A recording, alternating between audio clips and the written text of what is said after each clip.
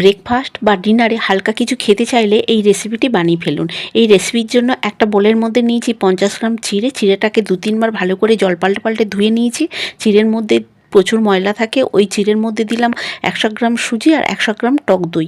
ওই দইয়ের বাটি ধুয়ে অল্প পরিমাণ জল দিয়ে দেবো। সমস্ত কিছু ভালো করে মিশিয়ে নিয়ে 10 মিনিট ঢেকে রেখে দেবো। 10 মিনিট পরে সুজি আর চিড়ে খুব ভালো করে ভিজে যাবে। এর মধ্যে দেবো পেঁয়াজ কুচি, লঙ্কা কুচি, হাফ চামচ গোটা জিরে, স্বাদ মতো নুন, হাফ চামচ ধনে গুঁড়ো, হাফ চামচ চাট মশলা, সমস্ত কিছু খুব ভালো করে মিশিয়ে নেবো। একটা ডো বানিয়ে নেবো। ডো থেকে অল্প কিছু করে নিয়ে গোল্লা পাকিয়ে চ্যাপটা করে শেপ দিয়ে মোমো স্টিমার ভাপিয়ে নেবো। এরপর একটা প্যান ফ্রাই বসিয়ে সামান্য তেল দেবো, হাফ চামচ গোটা সর্ষে দেবো, হাফ চামচ সাদা তিল দেবো আর 10টা কারি পাতা দিয়ে হালকা ভেজে নিয়ে ভাপানো সুজি চিড়ের খাবারগুলো দিয়ে হালকা করে নেড়ে চেড়ে নেবো। তারপরে রেডি হয়ে যাবে। এই রেসিপিটি যেমন কম সময়ে বানানো যায় তেমনি খেতেও দারুণ লাগে। হালকা কিছু খেতে চাইলে এই দুর্দান্ত স্বাদের রেসিপিটি বানিয়ে